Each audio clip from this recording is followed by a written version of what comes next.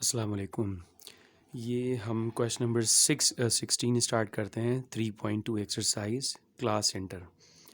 कहा गया है कि D E F R the mid points of the side of a triangle. ठीक है, ये एक ट्राइंगल के साइड्स हैं, पहला साइड, दूसरा साइड, तीसरा साइड। इन तीनों के जो D E F R the mid points, ये इस लाइन के मिड पर है, ये इस लाइन के मिड पर है और ये इस लाइन के मिड पर है एफ। ठीक है, अब आपको करना है क्या है कि इसको एनालिटिकली प्रूव करके बताना है कि एरिया ऑफ ट्राइंगल यानी कि इस ट्राइंगल का जो एरिया है, ठीक है, वो छोटे वाले ट्राइंगल के एरिया के 4 टाइम्स है। ठीक है, या ये कह सकते हैं छोटे ट्राइंगल को अगर मैं उसका जो एरिया निकाल कर उसको 4 से मल्टीप्लाई कर दूं तो बड़े ट्राइंगल के एरिया के बराबर आ जाएगा। क्लियर है यहाँ तक? अब करना है क्या है, इनको पॉइंट ए, पॉइंट बी और पॉइंट सी की वैल्यू नहीं देते। ठीक है, एनालिटिकल में आपने सपोज करके इसकी वैल्यू प्रूव करनी है। ठीक है, अब इसको जो है आप ओरिजिन मानेंगे क्योंकि ये वाई एक्सिस और एक्स एक्सिस के ये दोनों सेंटर पे सपोज किया जाएगा, ये ओरिजिन है, तो इसको सपोज करेंगे 0,0। अब इसी लाइन पर यह है एक्स एक्सिस, जो भी पॉइंट एक्स एक्सिस पर मौजूद होता है तो वो उस पर एक्स तो होता है और लेकिन वाई 0 होता है। क्लियर है यहाँ तक? अब एक्स को कुछ भी सपोज कर सकते हैं हम, ए बी सी डी, जो भी सपोज करना चाहें। ठीक है, अब पॉइंट ए की बारी है। ए पे क्या है, ये एक्स एक्सिस पर भी नहीं है ना ये वाई एक्सिस के ऊपर है। ठीक है, ये दोनों के सेंटर पे है, इसका मतलब ये अपने बी और सी को कुछ ना कुछ सपोज कर लेना, यानी कि यहाँ पर कुछ ना कुछ एक्स भी कुछ मूव हुए हम और कुछ वाई भी मूव हुए, तो हम कहेंगे तो ये पॉइंट बी कॉमा सी पर है। ठीक है, तो ए बी सी तीनों वर्टेसेस हमने सपोज किए।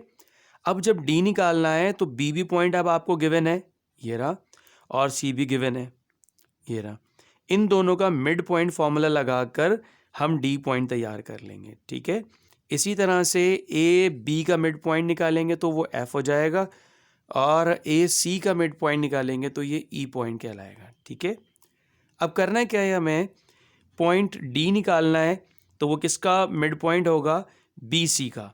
तो बी सी पर आपने मिड पॉइंट फॉर्मूला लगाया और फॉर्मूला लगाने के बाद आपके पास ये x1 plus x2 upon 2, y1 plus y2 upon 2, ये मिड पॉइंट का फॉर्मूला है। अब x1 हमारे पास ये होगा, ये y1 है, x2 ये है और y2 ये। इन तमाम वैल्यूज़ को उठाकर इसमें पुट करेंगे और हमारे पास एक पॉइंट तैयार हो जाएगा जो कि ये पॉइंट तैयार हो गया। देखिए x1 plus x2 upon 2, y1 plus y2 upon 2, ये 0 हट जाएगा, a अपॉन 2 और 0 अपॉन 2, तो 0 अपॉन कुछ भी वैल्यू आती है वो 0 हो जाती है। ठीक है, तो ये 0 हो गया, a अपॉन 2। ये आपके पास पॉइंट जो तैयार हुआ है ये आपका d तैयार हो गया। ठीक है, इसी तरीके से आपने क्या तैयार करना है, अब मालूम करना है ई पॉइंट मालूम करने के लिए ए सी का मिड पॉइंट यूज़ करेंगे। ए सी के ऊपर हमने मिड पॉइंट फॉर्मूला लगाया, x1 plus x2 upon 2, y1 plus y2 upon 2। Clear है यहाँ तक? अब इनको प्लस तो किया नहीं जा सकता, ए और बी अल्फ़ाबेट से, तो a प्लस बी अपॉन 2 और c अपॉन 2 हो जाएगा। क्लियर है यहाँ तक? ये पॉइंट ई तैयार हो गया। अब हमें इसी तरह से f तैयार करना है।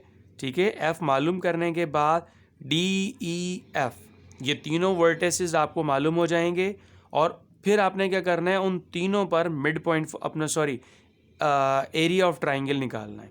अब ए बी सी का एरिया ऑफ ट्राइंगल निकलेगा। ठीक है, अब area of triangle A B C का क्या आएगा, x1 x2 x3 y1 y2 y3 1 1 1। ठीक है, इन पर आपने जो है ना क्या करना है, एरिया ऑफ ट्राइंगल लगाकर और इसका एरिया निकाल लेंगे। ठीक है, ये निकला ए बी सी का एरिया ऑफ ट्राइंगल।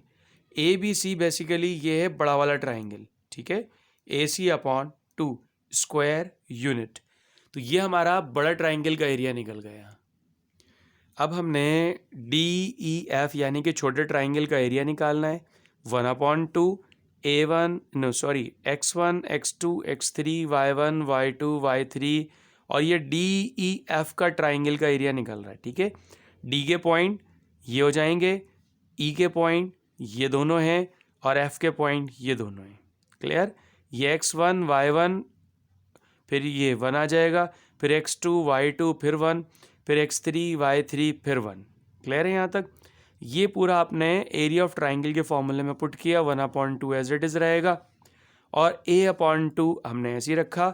इसकी रो और कॉलम को हम हाइड कर देते हैं और ये 4 नंबर्स बचते हैं, ये 4 डिजिट्स, ठीक है।